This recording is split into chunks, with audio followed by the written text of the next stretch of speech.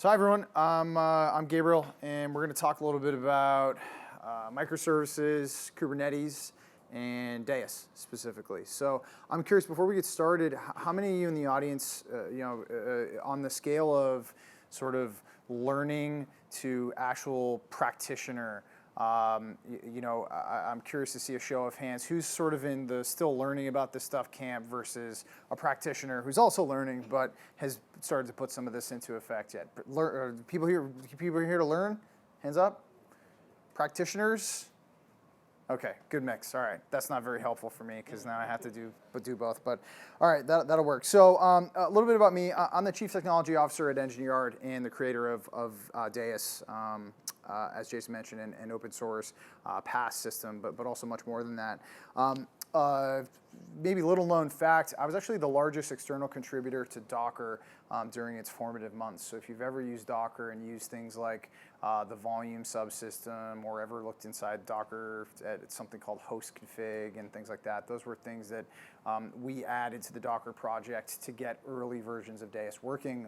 We were actually the first Docker-based platform to reach production state. So because of that, because we were so early in that space, I also have helped sort of, with my friends at CoreOS, shape operational best practices for CoreOS and etcd. As you put things into production, there's certain classes of problems that you only learn about in long-running systems, and due to where we were in sort of the development of this, we hit all those things first. So we got to work very closely with those folks. A little bit about Deis. So Deis was actually acquired by Engineered in April of this year. Myself and Josh Schnell were two of the three co-founders. And right now, Deis is definitely one of the leading open source PaaS projects. We're about to cross 4 million downloads. And this stuff is being deployed everywhere, and we have a hard time keeping track of who's deploying it where, because you can just go download it and run it, and it's hard. There's no sort of sign up form. But that's a great thing too. And what we're generally doing is we're building products for the Kubernetes ecosystem, and I'm going to explain a little more about what that means. But one way of looking at what we're doing is we're trying to answer this question: I have a Kubernetes, now what? Right? You set up this complicated distributed system, and now you're trying to actually use it for something real. Well, it's not very clear how you're supposed to do that today, and so we're trying to solve that problem. So a little bit more on the mission, of what we're doing. So I was actually talking with Jason just a moment ago about this. I see this as kind of the trade-off in microservices today. The whole idea is to decrease software complexity by building smaller things, smaller units of things, but many more of them, but still, decreasing software complexity on that level. The problem is all these little things have to coordinate, and they have to all talk to each other, and that's really hard to manage, especially at scale. And so when you look at a platform like Deis, the idea is to apply software to decreasing that operational complexity. You have software that's basically manage that complexity, and not just Deis, but Kubernetes is a huge part of that as well. So, two of the main things we're trying to do here are empower developers. I'm a big believer in developer self-service, and when we go into customers, a lot of what we're there for is to stand up a platform that allows software developers in-house to innovate and do what they do best, write code, get it to to production quality, and sort of do all of this stuff that's on this slide here. Deploying code, configuring environments, managing releases and rollbacks, checking out logs, scaling out, collaboration, all without having to involve someone from an operations team, because those folks are typically pretty overburdened, and ideally developers are going to have more self-service than most do today in an environment. But they need to do that safely, right? And we want to do all this with simple, easy to use command line interfaces and APIs, which can then be extended into GUIs. Another thing we're trying to do is empower operators. And I think this is probably a bigger part of our sort of mission. Now, Google only recently started talking about how they run operations inside of Google. And I actually think it's a really fascinating topic. The way they have it split up inside Google is this thing called infrastructure ops. The idea of sort of people who rack and stack servers, manage the operating system, that sort of thing. And that's really all they do, and that's their specialization. And then there's some folks who come in and do what's called cluster ops. How many of you have heard of a system called Borg? Okay, so Borg is the cluster management system inside Google, and there's actually teams of Borg administrators who run these clusters. Google won't actually tell you how many there are per cluster, which is interesting, a bit of information. But there's a team of folks who just takes that pool of hardware, raw compute network storage, ties it into a cluster management system with a set of APIs, and then allows this other level of operations, which is application ops, otherwise known as SREs. And they don't have to worry about any of that underlying stuff. Not the hardware, there's no Puppet, there's no Chef, there's no any of that stuff. Which frees them up basically to focus on application telemetry, monitoring, metrics, events, and really get up close and personal with the type of application code that's being deployed. And if you're going to have operations people sort of co-located with the software group, that's really a lot better use of their time than standing up servers and doing a bunch of stuff that's really undifferentiated heavy lifting. So we're trying to empower the transition to this model, but it's going to take some time. Yeah, questions? I mean, obviously, I think one of the things that interested me about hearing Google starting to talk about this is it goes totally against what most people talk about when they talk about DevOps or classic engineering. Google just doesn't do it. Exactly. Yeah. So just to repeat sort of the comment. What I'm describing here is about as far away from the definition of DevOps or traditional definition of DevOps as you could possibly get, and I absolutely agree with that. And so when I say empower operators, I'm a real big believer that this is a better way of doing things, right? I think specialization is good, and I think that you don't want to have one person in charge of everything from provisioning servers all the way up through, patching, all the way up through distributed systems coordination and cluster scheduling APIs, all the way up into application code and telemetry and monitoring metrics for a particular workload, right? That's just kind of crazy to me, right? That, that's way too much there. Yes? Can you say the difference between cluster ops and application ops? The difference between IaaS and PaaS? Yes. Maybe. So I think if you were looking for analogs, infrastructure ops is the idea of hardware and raw compute network storage. So that has a direct analog with IaaS, right? And so if you don't have to worry about that anymore. Most of us, are using public cloud to good effect at this point. So this is sort of, out of the scope for most folks. Now, what happens is, well, you have these IaaS resources, typically VMs. You need to tie those together and pool them into this sort of cluster ops layer. There isn't really a good analog for this right now. I think the closest thing that I've seen, because we talk with lots and lots of customers, is you'll often find inside companies a platform engineering group or a continuous delivery group or some sort of group that ends up getting kind of, they probably start out like coupled with the software team, and then they go, well, there's enough sort of platformy stuff that we're building where we're going to pull that out into its own sort of discrete, group and have them focus on platform components. Yep. Worth adding, this is Google, right? There aren't that many companies that are operating at scale. I think your comment about specialization, I fully agree, but I think it's worth adding that if you're 6 people with 10 servers on Amazon, you are in a totally different problem. Yeah, and actually Lenny Pruce with Redpoint Venture Capital worked on a piece in the New Stack called about cloud native, and it was basically about the trade-offs in complexity, which is really what this comes down to. Not everyone's Google, not everyone is going to face these problems, but if you are exploring a transition to microservices, you are going to hit this at some point. It may not happen right out the gate, but you are eventually going to get there. And really what we're trying to do is accelerate this transformation to cloud native computing. So I do want to spend a minute and talk about this concept of cloud native. What is it really? And I think a good place to start is a foundation that was spun up. How many of you have heard of CNCF? Okay, so not many. But CNCF is this foundation that was created, and really the idea is to, what's on the slide here, to integrate groups of projects for what they call born in the cloud applications.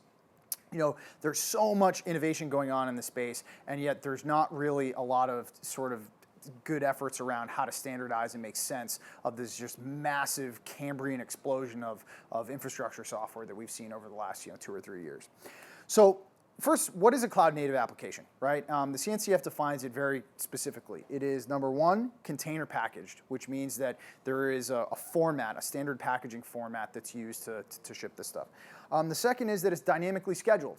It's not designed to be coupled to a specific machine. You send it to the scheduler figures out where the workload goes. There can be rules about how it gets placed or whether you want to spread the work out or whatever, but it is dynamically placed. And the last thing is that it's microservice based, which is to say that it's designed for application and workloads that do small things or one or two things and do them really well, rather than your big bloated Java app that does everything under the sun, right? Which is I think we all know what that means.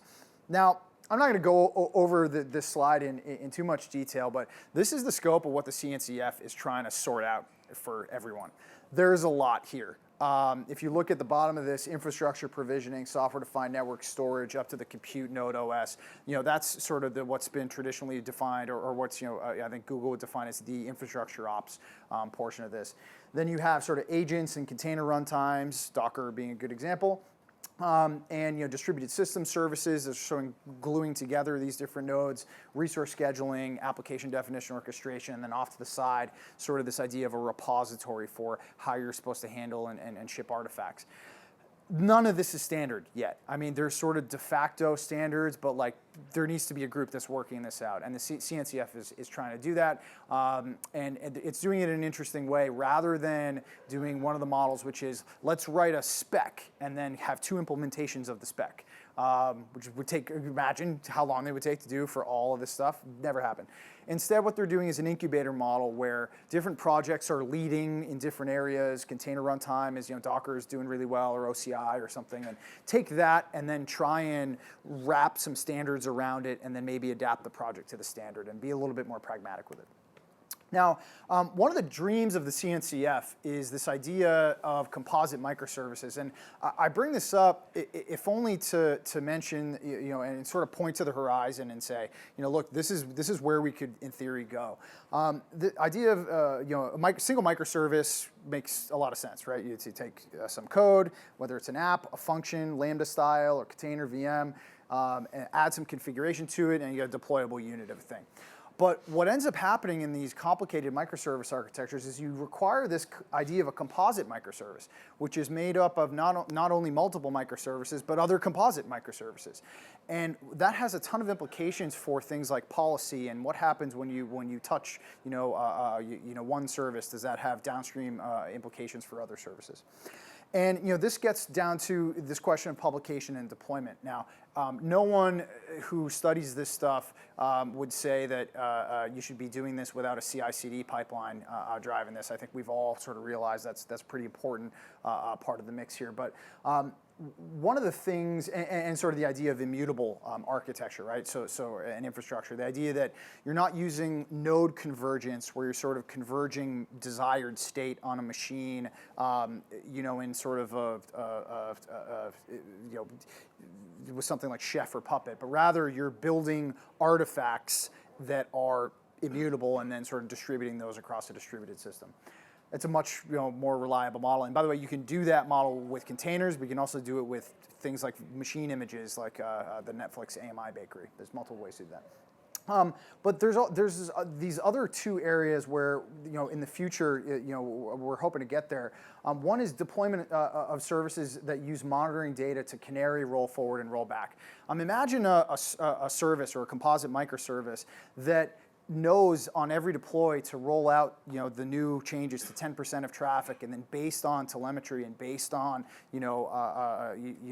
response rates or error rates or some statistical definition, we'll know whether to roll ahead or roll forward with a deployment. Right? We're not there yet, but it's coming up fast. We're going to be there soon.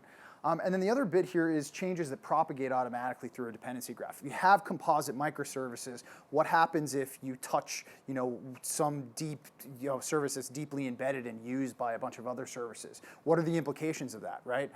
We need to have better policy and better linkages in the system to understand that. So how are we doing this inside of CNCF? Well, integrating the orchestration layer of the container ecosystem is sort of the first part of this.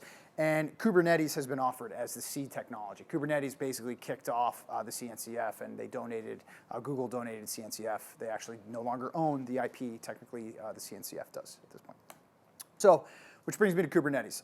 I do want to spend a little time on this because I'm curious, how many of you are familiar with, how many of you have heard of Kubernetes? Put it that way. Okay, about everyone. How many of you have actually played around with it a little bit? Okay, how many of you are using it for anything meaningful, production or not? One person. Okay, all right. So, right. Now, so what is Kubernetes? It's Greek for helmsman. It's basically the easiest way to think about it is this is the third generation cluster management system written by Google. The first one was Borg, which is still in use today. The second one is Omega, which is deployed, as I understand it, in a limited capacity inside of Google. And the third one, they decided to rewrite it in the open, and it's Kubernetes. And the real big difference here is you're talking about managing applications and logical infrastructure. You're not managing machines like you would with something like Puppet or Chef. So the 10,000-foot view here, you have API, CLI, and different interfaces that talk to the Kubernetes control plane elements on what's called the master API server, etcd used for distributed coordination, not unlike Zookeeper. You have a scheduler, you have different sets of controllers which manage logic inside the system. And those are out talking to different nodes in the Kubernetes cluster. So you have this nice separation of cluster control plane and sort of the worker, the pool of worker nodes. But all you really have to care about from an API perspective is you're talking to the Kubernetes API, and behind that API is a cluster of machines. And think back about the idea of a cluster ops team, inside of Google or somewhere else. This is the API that they're providing to anyone on top of them. That's really important.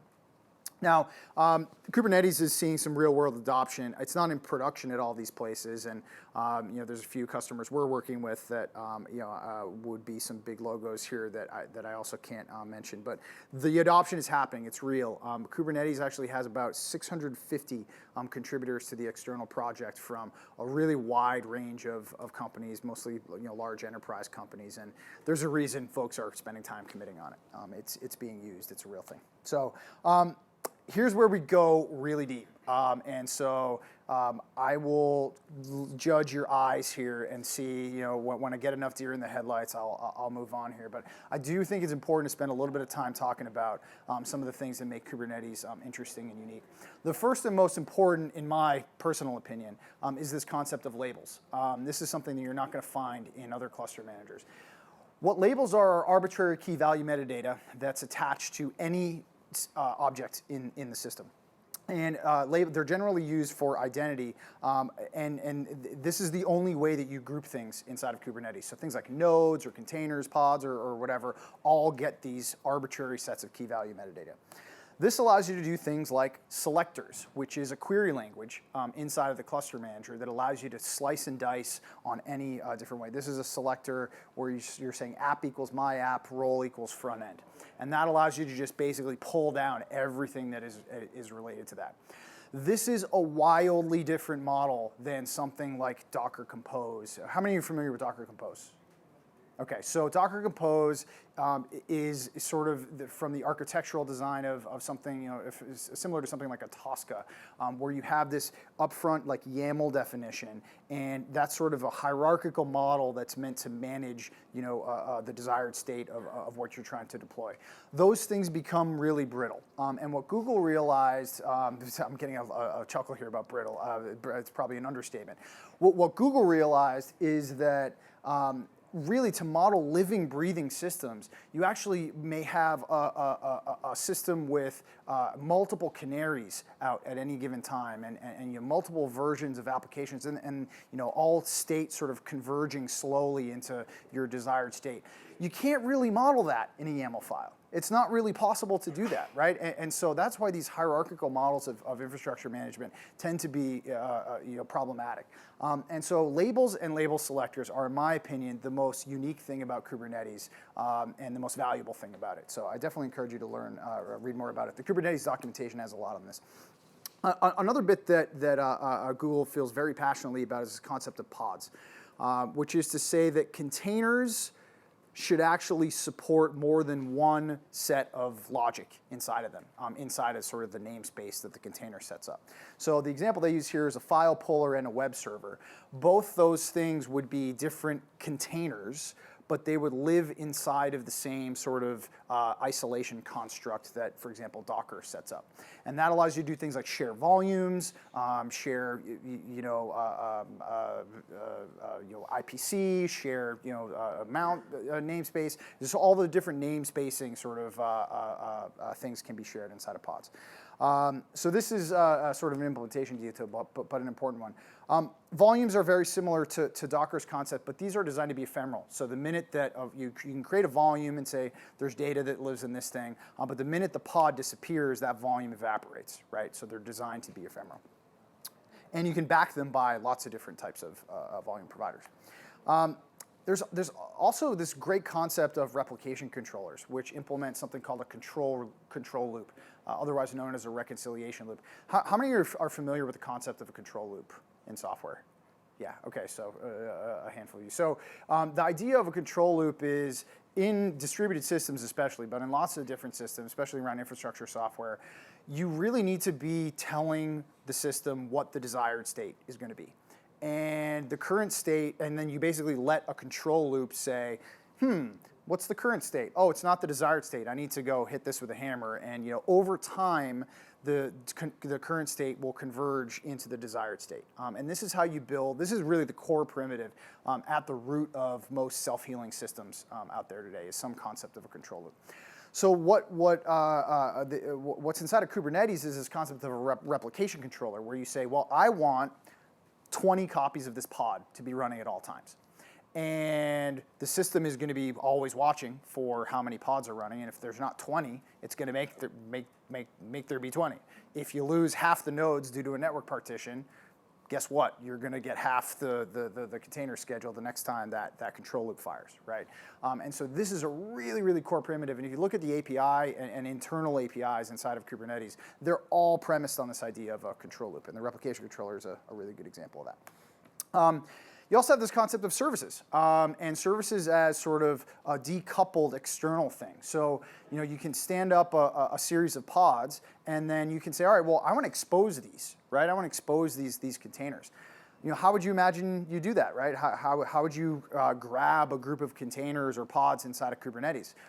A label selector, right? How else would you do it, right? So what you do is you define a service and you say, use this query. So I want my app role front end, right? And any containers that are healthy and listening automatically get attached to that service. Another very cool thing is services come with their own virtual IP. So you can define a service, and that service has an IP and a DNS name that remain consistent for the life of that service being defined.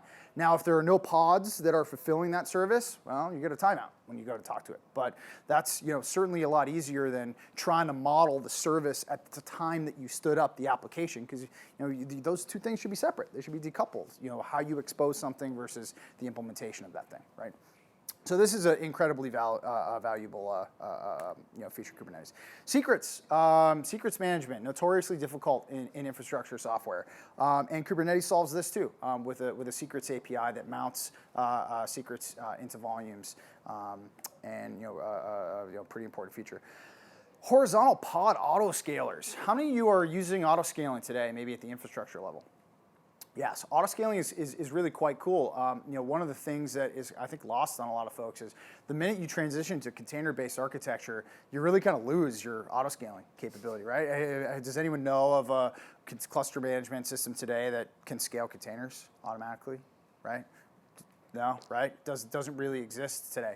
Horizontal pod autoscalers just landed in beta in Kubernetes 1.1. You can only scale right now on, I believe, CPU and memory, but it's all configurable and that'll be added. So this is a really, really important feature for cluster managers going forward.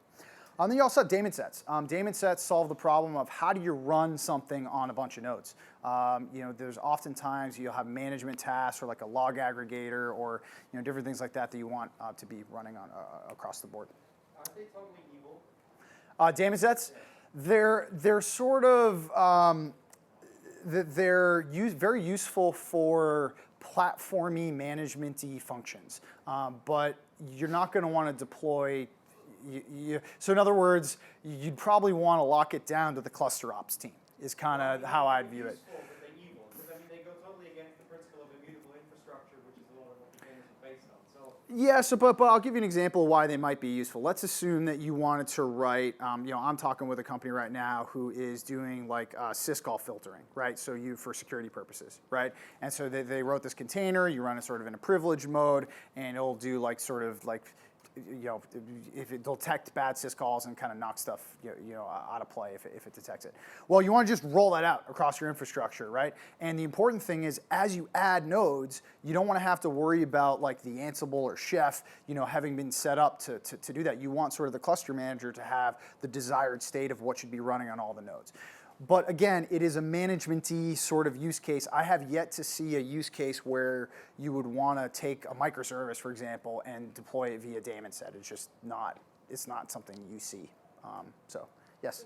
If you wanted to do something like install IP tables rules at the node level, is this what we This is exactly what you'd use for that, yeah. So IP tables at the node level, we use daemon sets for log aggregation. We want fluentd running on all the boxes and collecting logs and shipping them. That's a very, very common use case. Does that be in your base container? Because then you know it's there, as opposed to not knowing it's there and magically appears on the box at runtime. Well, I understand the use case because I use it myself a lot, and I know in the Kubernetes team they had long arguments about whether this was a good thing to expose or not. Because it's tricky because it poses a lot of problems for how you do updates, for example. So, with the current version of Deis, we use Fleet for scheduling, and it has a concept of global units. And the problem we found is you sort of have to shut them all down and bring up all the new ones. So things like rolling deploys become a little trickier in this, and I think that was the root of some of the concerns from the core team, if I recall. It's been a little while. But yeah, this is not something, this is an admin cluster ops function, and we probably leave it at that. Buyer beware for sure. Persistent volumes. This is the idea that you can define a workload in Kubernetes that has some concept of persistent storage. And so when that pod maybe gets rescheduled to another machine or whatnot, it will remount that external volume. And this is a really, really important primitive for things like databases and other stuff that, frankly, today, I'm not a believer that stuff should be running on top of cluster managers like this. I don't care what it is. I think databases and containers are still a little risky. Having written and have experience with the Docker, storage subsystem, I like to think I know what I'm talking about here. It is getting solved though, and it's getting solved pretty quickly. Folks like Flocker from Cluster HQ, Portworx is another company, are really building and making this a reality soon. And then the last thing I'm going to talk about is namespaces. Very quickly, as you start to stand this up, you're going to run into this concept of I have too much stuff in my cluster and I don't want to see it all. Now, namespaces aren't actually a security boundary. They are for secrets, but that's not really sort of relevant. This is more for logical isolation. I want to just sort of chop things up. And that's a very nice feature to have in a cluster manager. Now, take a look at this new and coming soon list. Some of this actually already landed. Jobs landed. Jobs, the idea of a batch job that runs to completion, and if it doesn't run, it'll continue kicking it off. Things like node fencing, the ability to say, all right, well, this node's going into maintenance mode. I want to drain all the work off this node and do it gracefully, and then perform some maintenance on that node. That just landed in 1.2. So all this stuff is getting worked on, and with 650 external contributors, there's no other container management system on the market that has this sort of momentum, and it's going to be improving as fast as this slide demonstrates. So why Kubernetes for us? The vibrant community that's going to execute on everything that I just showed you in that last slide. It has declarative APIs. I'm a big believer in the idea of control loops and specifying desired state and letting a distributed system converge over that desired state. I believe it's the right abstractions. I think the pod abstraction, I think the labels and selectors and the way the API is designed is incredibly well done versus a lot of alternatives out there. And the most important thing to me is this idea of loose coupling. Distributed systems and microservice-based architectures are hard enough to model as it is, right? If you're going to try and think about writing a single YAML manifest file to describe the desired state of the world, you're going to fail. You might be able to make that work for a little while, but over time you're going to realize you need to be modeling living, breathing systems that are loosely coupled. I mean, isn't that the whole reason we're all writing microservices to begin with?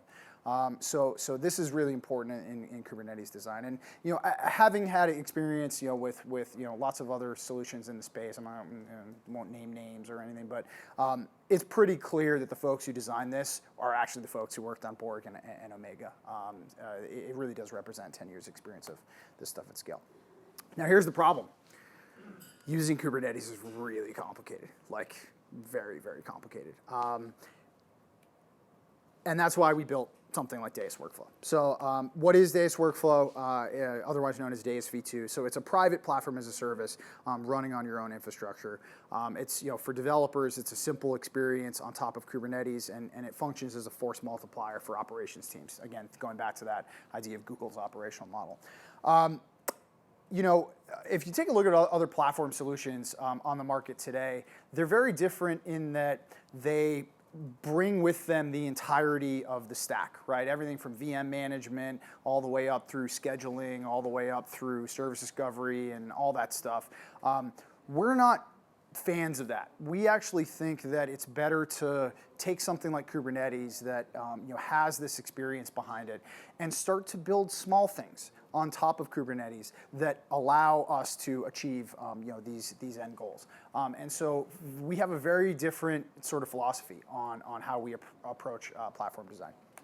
So from an overview standpoint, you got your some infrastructure on public, private, or bare metal. You throw Kubernetes on top of that, and then you can load Deis Workflow on there. And we offer a bunch of things that Kubernetes doesn't, things like source to image for building files via git push.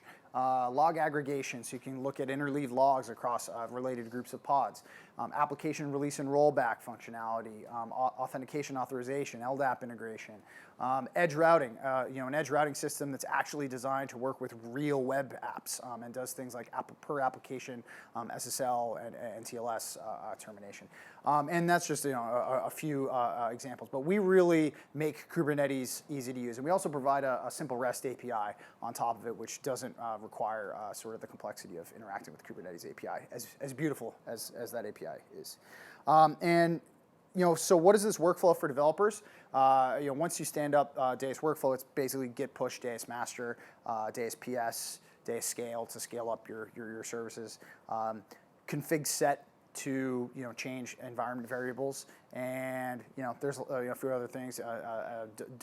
CNAME, like domain management. If you have multiple domains for a web service, SSL certificate management. You can run one-off commands to do schema migration, stuff like this. But this is pretty much it. I mean, this is what your developers do day to day. It's actually quite simple. Yes. What's the context for this? Like, is that broad, and if so, how is it? So that's a great question. Question is, what is the context for this? So if you're familiar with a platform like Heroku, folks will often do this stuff straight to prod in that environment. Not really advisable, but what we see this as best used for, one very large company has been very successful with this. They stand this environment up in sort of a development cluster mode. And they allow their developers to just go crazy and just push code up and do things like that.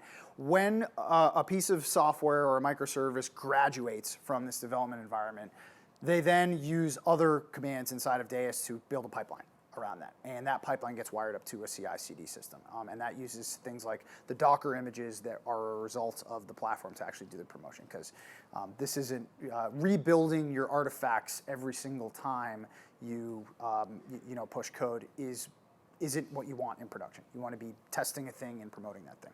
Yes? Maybe you'll get there, but how do you declare dependencies of your service on others? I mean, to me, that's one of the, as you said, one of the essential things in a microservices environment by definition is how do I wire up my one little thing to the 850 other little things that I'm now talking about? So Deis doesn't actually enforce any conventions or requirements for how you wire that up. And frankly, I'm not sure that's something we'll ever do. However, inside of the context of Kubernetes, you have environment variable injection, where you can learn about other services deployed in your same namespace via environment variable convention. So like, my app _service _host will give you the IP address of another app inside of your namespace. You also have access to DNS. Cluster-wide DNS will also give you the ability to talk to other services via naming. So that's typically how it's done. However, that is not a policy-driven approach. That's just like a convention-based approach. Now, some of the interesting things that are happening on the software, this is a tangent, but it's a good question. So some of the interesting things happening on the software-defined networking side are, it's possible to use Kubernetes labels to say, in Open Contrail, for example, you can label something and it says uses as the key, and then the name of the other set of value that thing uses. And just by specifying one simple key value, you now have explicit network access control. So that thing can only talk to the things that it says uses in the manifest definition.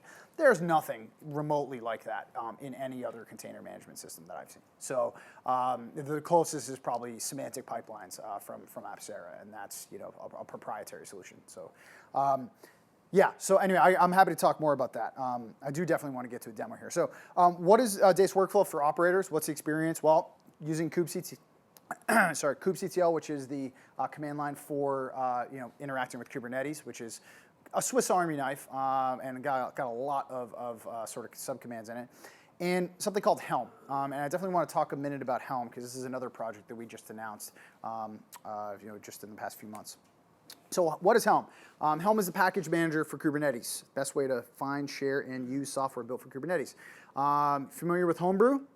So Helm is basically Homebrew for Kubernetes. We prepackaged a bunch of manifests, we wrote them, we use proper Kubernetes conventions, we point to images, we have CI infrastructure, we have linting and vetting of the different workloads, and we make it possible for you to download the CLI and then say Helm install Redis cluster. And you'll get a cluster of Redis with Sentinels and everything all configured and wired up automatically. So pretty cool piece of software, and definitely something I recommend checking out.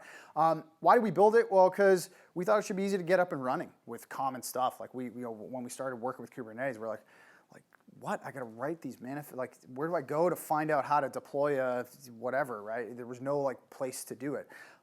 We also wanted it to be easy to define workloads and collaborate with people on those workload definitions, because part of the interesting bits here are that there's a lot of work to be done in kind of hammering out what conventions need to be in sort of this new world of distributed systems. So I'm proud to say that we're working extremely closely with the folks at Google on Helm. Helm is sort of the de facto solution for how to manage workloads on Kubernetes in this way.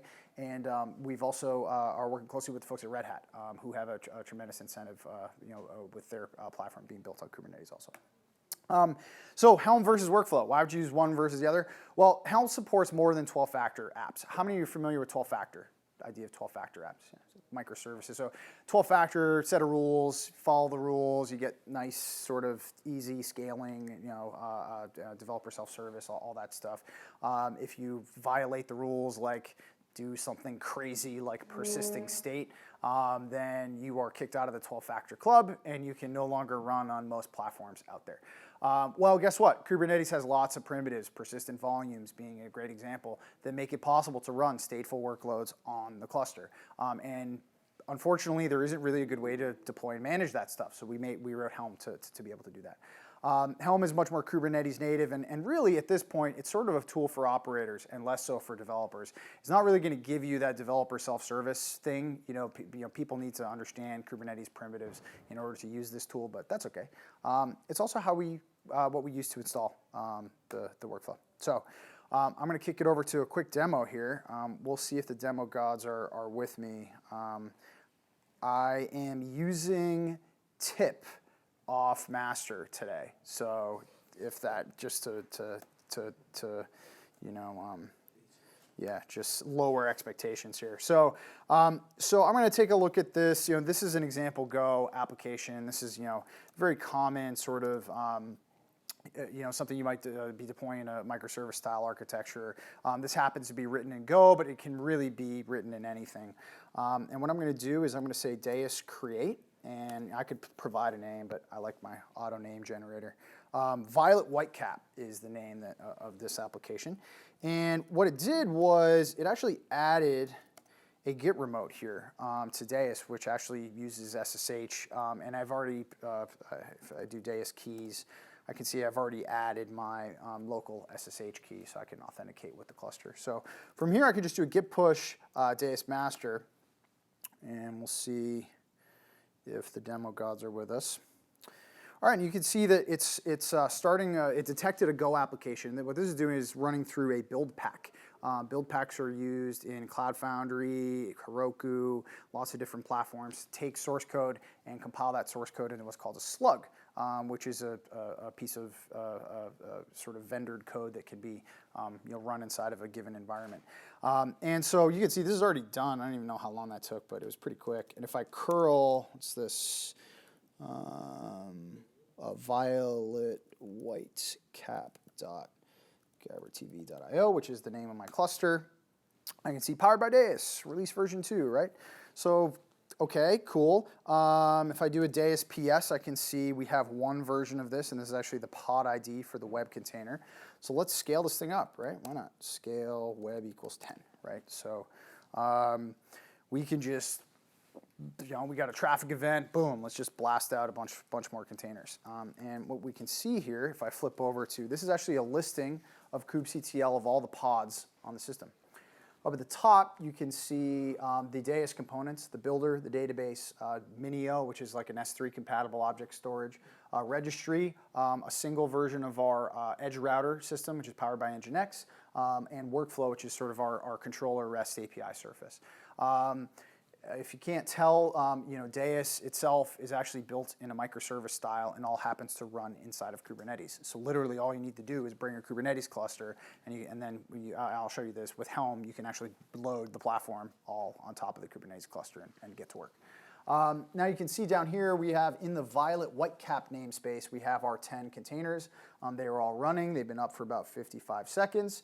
And this is the ready check. Kubernetes ships with liveness probes and readiness probes. So basically health checking is all standardized and defined in the platform. And if you've ever tried to implement health checking on your own, you'll know how valuable that is. So at this point, I'll just curl this thing again, and you can just see, it's sort of balancing. If you look at the container IDs, it's kind of balancing across. So let's do something interesting, right? Let's say that we want to attach this thing to a database or something. I'll use the powered by Kubernetes. And what we're doing here is we're going to actually change an environment variable. And that powered by Deis right there is actually, that reads from the operating system environment. But that could easily be like a pointer to a database or a Redis cluster or something else. And so I'm going to say config set, right? And if you take a look here, you can see that v3 is currently running and currently in a pending state. And what we're going to do is we're going to very slowly go out and do a rolling deploy, one in, one out of all the containers, and do this in a completely zero downtime fashion. This is pretty tricky to get on your own, but Kubernetes actually has facilities for making this possible, and they actually have a number of different strategies that you could use to facilitate rolling deploys. And so if you think about what we're doing with Deis Workflow, we're actually sort of choosing what we think is the best strategy for folks, so they don't have to study the deployments API and understand how the hell the thing works. We're just shipping what we think are sane defaults that are going to work for most applications. So we're still in the process here, rolling this thing out, and what was the name of this? So if we just curl, you can see we're in the middle of this. But if I curl, we got one v3, so we're in the middle of the rolling deploy, and we're starting to get new traffic. Oh, look, we caught it in the midst of a control loop changing current state to desired state. So we'll wait a minute here. and see, okay, so now we're powered by Kubernetes. So if we go back and take a look at the list of pods, you can see it's all V3, right? And so what is this V3, V2 thing? So if you take a look at Deis releases, you can see what we're doing is we're actually managing, you can't really see the V's there, but we're managing an append-only ledger of every change made to every application in the system, every microservice. And that's really, really important because without that, you don't know who did what when. And so that becomes really critical. And for folks who have used platforms like Heroku in the wild, this becomes just insanely invaluable. The other thing you can do is things like a rollback. So let's say I want to roll back to like V2, right? What this is going to do is actually, technically it does roll forwards. The ledger is append only, but it will take the artifact, the build, and the configuration at that given time and roll that forward and do that in a graceful fashion. So if your telemetry tells you that, wow, someone really screwed the pooch on that last commit that we rolled, this will allow you to easily just roll back to a given release. And we can hopefully start to see Deis, becoming more prevalent here.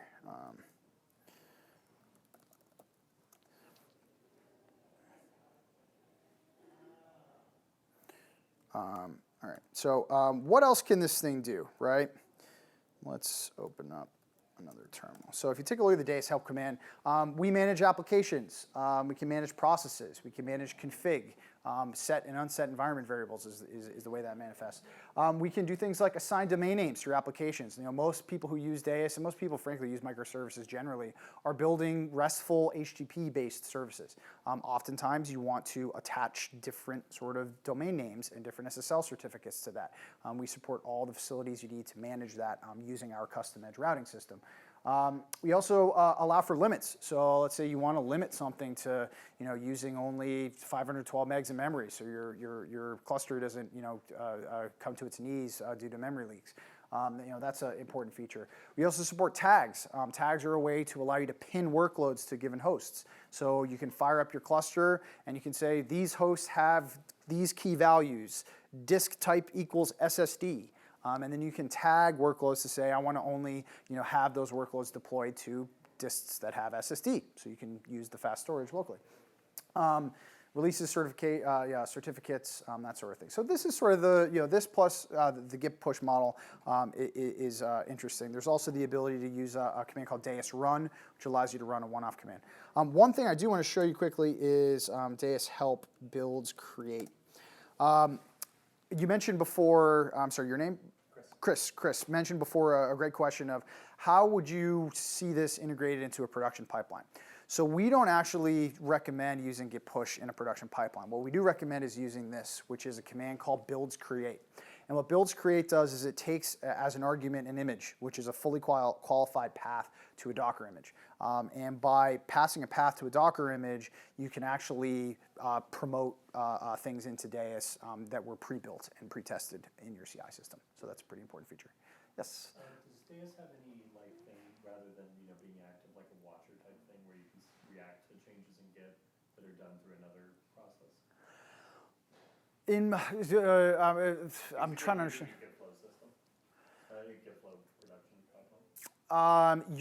Something's gonna have to be driving the API, right? But you can use hooks to drive APIs. That's a very common pattern. Is someone wiring up a webhook, to get branches and having those talk to Deis to build stuff. So that's very common. Great. Well, anything else anyone want to see on the demo? Yes? You're not actually solving any problems when it comes to the developer's local environment going through deployment because you're going directly from Git. That is, so let me repeat the question. So, or the comment is, we're not really solving the local development problem, right? And that's a really astute observation, and you're absolutely right. And part of the reason for that, and look, you can run Deis on a single host, right? You can run it on a laptop. We actually have today we have a 3-node requirement, but we're going to be dropping that pretty soon. So you can run all this stuff on a local laptop if you want. But when we go out and talk to customers, the customers who need this, who are doing microservices at scale, we don't actually recommend they develop on laptops, because part of the problem is, and one of the things in 12-factor is the idea of achieving dev and prod parity, right? If you don't achieve dev and prod parity, you're going to have a bad time when it comes to prod. So to track that, Yep. the customers don't want to achieve local development, or you don't want? We don't recommend that customers emphasize local development because it's too difficult to achieve parity with a prod environment, especially one that's actually set up to do microservices at scale. If it was achievable, would you recommend? Sure. Yeah. Why not? Yeah. And by achievable, I define achievable as able to run all of the breadth and depth of services that these applications are going to be consuming. What you just demoed is Heroku microservices, Yep. which has been elusive for a long time. Yep. Awesome, but to anybody that is not a large organization that can allow itself to have deployments and local, you're not solving anything with local, and you still have the issue. Let's say you do set up containers or Kubernetes on local, whose computers are handling 25 services on their computers, right? So you're not doing a one-to-one between my local environment and my production. Right, and so what I would argue is that the idea of, at least the customers that we interact with, being able to replicate the object storage solution, the S3 compatible object storage solution, and the relational database system, and the queuing system, and the application code to do effective development on their laptop is just, and then have that actually match what's happening in prod is just, it's not gonna happen. It might work for really small apps, like someone hacking on like a Rails app or something like that. You might be able to use Docker Compose to get close to the way there, and we do see a lot of people having success with that. The problem is that Docker Compose isn't going to scale with you to a production loosely coupled system, and so I think it's an interesting dilemma because there's an appeal there, right? Like if you can write a Docker Compose file and it works on your laptop. And wow, gosh, wouldn't it be nice to just translate that thing into sort of a production environment, and then you can have the two map to each other? It would be great. The problem is that that idea of a hierarchical YAML manifest does not work when you're describing production grade, living, breathing systems. Yeah. So when you're coming from the perspective of creating Deis and having an open source system out there, has there been a lot of fragmentation of versioning, and has that caused a whole bunch of problems in you guys QAing and helping them out, or? It's a great question. So to repeat, the question is, has the open source nature of the platform, well, I guess, what challenges that, brought out in relation to versioning? So lots of challenges. One of the things that we do that's becoming less unique, but still is pretty unique. We actually have an open roadmap and planning meeting that happens on the first Thursday of every month. And so if you popped into that meeting, what you'd see is basically a presentation from the core team, 20 or so folks who are working on Deis full time, talking about what's coming up in the next release.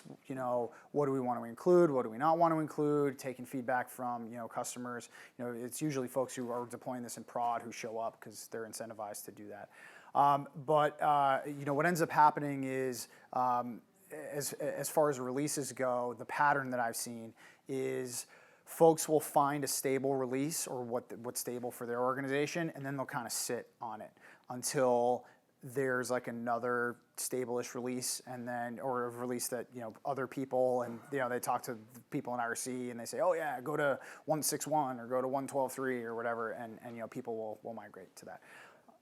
The other thing I'd mention from a versioning standpoint is we are insanely strict about semantic versioning.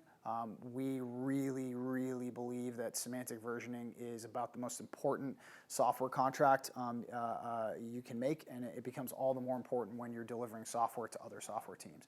A bunch of other projects in the space, again, I won't call out names, will drop patch releases with backwards incompatible features in it. And I'd much rather roll a 2.0 or a 3.0 in a month than violate the backwards incompatibility in December. Yes, question. Can you define semantic versioning? Sure. Let me just pull up the website.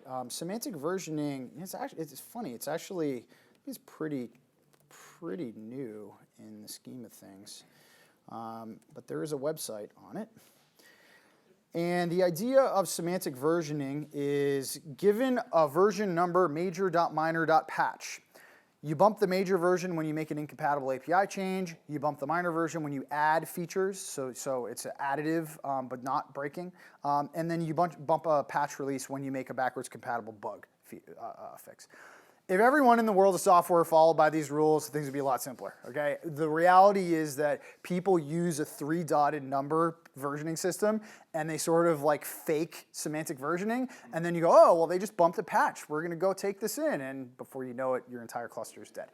And if you're us, that means a lot of pain. So, yes. And that has overall, like, because open source and because, some of the customers demand certain things stay the same, you guys are forced to not iterate as quickly or not make changes that you wanted to make, and that kind of stuff. Yeah, so I'm a big believer. There's 3 things you have control over in releasing software, right? You have control over, sort of generally features. You have control over the quality of the software, and you have control over timeline. And you can pick 2, right? And so what we've done with Deis is we've said we're going to control features and we're going to control quality, but we're not going to have sort of a robust control over timeline, which basically means that we release every month on first Tuesday. Just whatever's in, gets in. If your feature didn't make it, sorry. And we think that having a rapid cadence, especially for platform and infrastructure software like this, is much more important than shipping discrete features, for people. Because we really need for folks to get comfortable with the process of doing upgrades and make that seamless and learn how to do that, rather than everyone waiting for a stop the world release that always slips no matter how well you try. So. Yeah, we're big believers in that. So actually, interesting thing is we increment typically the minor release every month because generally there was a new feature or something that required, due to semantic versioning, increment in number 2. So we are currently at 1.12.3, I think, is our current release. So 3, that means 2 whoopsies in the release there. Is there a max minor release that's recommended? 1.99? No, honestly, I if you believe in semantic versioning, you believe in release 1.99 or in release 567.4.0, right? It's a interesting sort of model. I think people have a connotation in their head about what a 2.0 means or what a 3.0 means, and really people should just relax about that a little bit and think about more about backwards compatible API changes. It's really that first digit that is the most important. So just to close out the rest of my slides, there's not many left. I wanted to share a couple patterns that we see for folks using Deis in a microservices context. The first is that almost everyone is using REST over HTTP, to that point about Heroku, style microservices. This is what they're doing. They're almost most people are moving towards TLS secured endpoints, even for communication inside the cluster, which is definitely something we recommend. An important point is that a lot of these folks, and this is probably just due to selection bias and whatnot, but a lot of folks are using an HTTP router for service intercommunication. There is another way of doing this. You can stand up a message bus and you can have your services doing like RPC and things like that directly over a message bus with a lot lower latency than the overhead of HTTP request response and TLS unwrapping. There, but we're not seeing a lot of that because people seem pretty happy with REST, and I think gRPC is starting to be a little more popular, and there's some other RPC-ish solutions out there. But and the other big thing is polyglot language use. So this is probably the one of the biggest drivers in why folks who are looking at microservices will choose to use Deis or other platforms for that matter. You really want to allow developers to use the best tool for the job when it comes to language. And so, we got folks who will write, one service in Scala and another one in Node and another one in Go. And, to stand up a deployment pipeline using Chef, Ansible, Puppet, Salt, or whatever, it's a lot of work to make sort of language stacks, for every given language. Using containers, using a platform like Deis, basically makes that irrelevant. As long as you're exposing HTTP-based services, it can be written in. You ever seen that language brainfuck? It's like dots and pluses. Like you could write that really and build an HTTP server in there. So. And there's lots of other patterns, but at this point I wanted to share one thing about the roadmap. So we're going to ship the final stable version of V2 by the end of the quarter. So we're super excited about that. Helm. I didn't show you guys Helm. Let me show you quickly Helm. Anyone want to see Helm? Yeah? Okay, so let's jump over to this here. And we'll do a Helm up. If you guys use Brew, you'll know what this looks like. So we just checked our repositories for all the different repos we have. If I do a Helm repo list, Helm repo list, you can see we have 2 repos. The canonical Deis charts repository. Charts are what we call the unit of packaging inside of Helm. Basically a set of Kubernetes manifests. And we have a Deis repo. So if I do a Deis search, you can see, Helm search, you can see a list of software that can be installed right now into my Kubernetes cluster. So I can literally just do a Helm install Redis cluster. And it is going to create sentinels and pods and replication controllers and do everything else that it needs to do in order to expose a fully functional Redis. And now if I kubectl get pods, you can see my Redis cluster. It's still pending, but it's going to do all the coordination and all the election and then sort of dispose of the discovery system. So it's actually pretty cool that works. But I'll show you something even cooler. So if we do Helm uninstall -n for the namespace Deis, and then I uninstall, I believe it was the dev chart, yeah. So I can Helm uninstall, and if you watch here, you will slowly watch this Deis namespace come out of existence. Pods will start to get deleted. Let's see here, replication controllers deleted. Yep, there it goes, starting to terminate everything.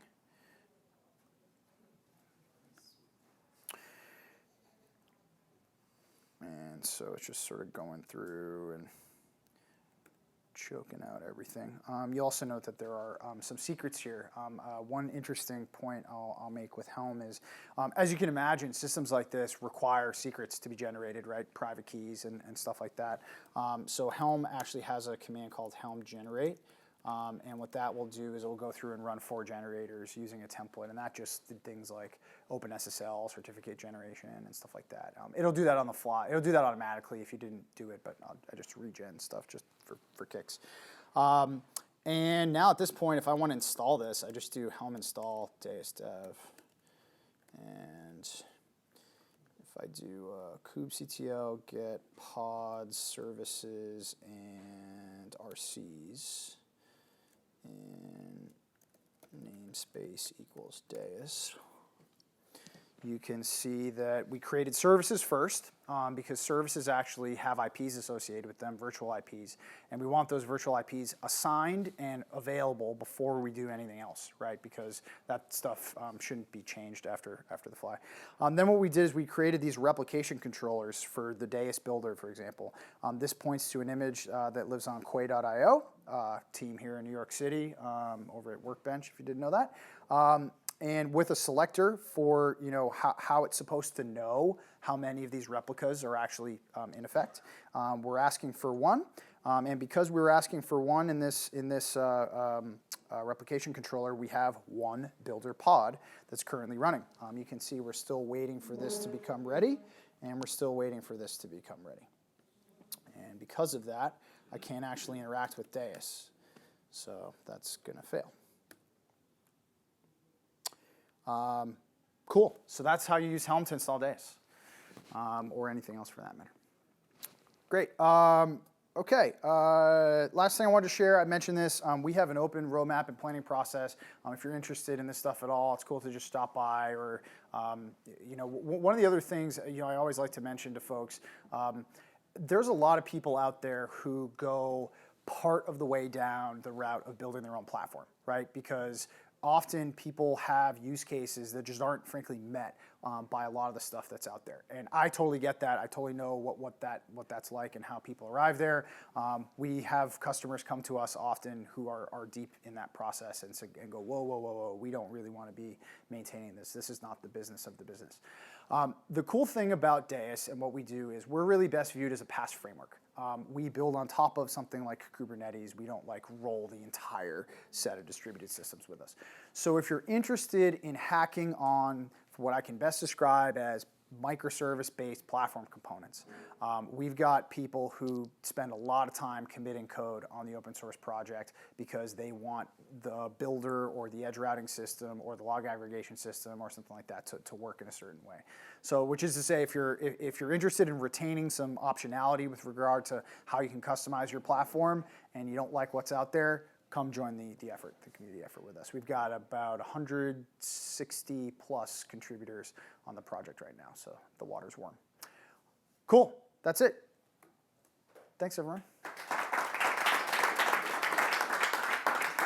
So I don't know how much time we have left. I don't know if anyone has any other questions, specific questions. Kubernetes, Deis, any of it? Yeah. Hopefully a small one. What's the usual way people hook this up in the pipeline? Is it through the RESTful API? Yes, typically through the RESTful API. Whether you're using Deis or not, you're going to want to be promoting images that are built and tested out of your CI system. That's just how you should be doing this. The Git push style deploys are really a way to get operations out of sort of the innovation cycle. So you're basically saying, all right, well, I don't need to create a pipeline right out the gate for every little software project that my developers want to do. Let them go wild, and then we'll make that a separate part of the process, and then that's when you stand up the pipelining. So we have a solution for it. The Deis builds create, but you can also go straight to Kubernetes if you want. Great. All right. Thanks, everyone.